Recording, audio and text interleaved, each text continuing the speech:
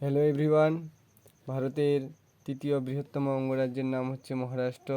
এই মহারাষ্ট্র রাজ্যের রাজধানীর নাম হচ্ছে মুম্বাই। মুম্বাইকে বলা হয় ভারতের প্রবেশদ্বার, অর্থাৎ পরীক্ষায় যদি প্রশ্ন এসে থাকে ভারতের প্রবেশদ্বার কাকে বলে, তাহলে মুম্বাই। দেখতে পাচ্ছেন নিচে দেওয়া আছে গেটওয়ে অফ ইন্ডিয়া মুম্বাই। তাহলে মুম্বাইকে ভারতের প্রবেশদ্বার বলা হয় এবং উত্তর পূর্ব ভারতের প্রবেশদ্বার বলা হয় শিলিগুড়িকে। এই মহারাষ্ট্র রাজ্যের মুম্বাই মহানগরে যে ঐতিহ্যবাহী গুরুত্বপূর্ণ স্থানগুলি রয়েছে সেগুলি স্থান সম্পর্কে বিভিন্ন চাকরির পরীক্ষায় এসে থাকে এবং ছোট বড় সবাইকে জানতে হবে। দেখতে পাচ্ছেন এটা ভারতের ম্যাপ। সেই ভারতের ম্যাপের লাল চিহ্ন দ্বারা দেখানো হয়েছে সেটি হলো মহারাষ্ট্র রাজ্য।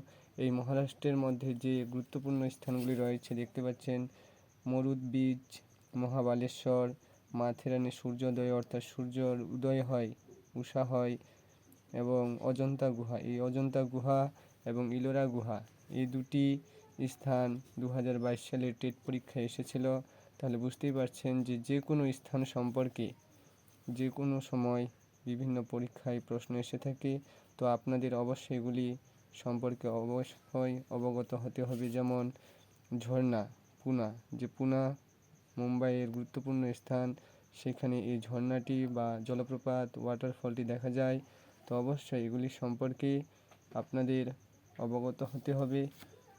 এবং এর চারপাশে যে রাজ্যগুলো রয়েছে, যেমন দেখতে পাচ্ছেন উত্তরে রয়েছে মধ্যপ্রদেশ এবং বাম দিকে অর্থাৎ পশ্চিম দিকে খাম্বাত উপসাগর এবং আরব সাগর, নিচে ভারতবর্ষের ছোট রাজ্য গোয়া রয়েছে, এপাশে কর্ণাটক এবং ভারতের নবীনতম রাজ্য তেলেঙ্গানা, তারপর আমাদের পূর্ব দিকে রয়েছে ছত্তিশগড়।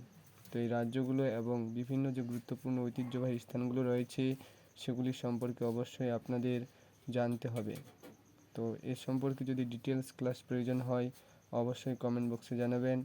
ডিটেলস সব কিছু সম্পর্কে জানিয়ে দেওয়া হবে। Thanks for watching.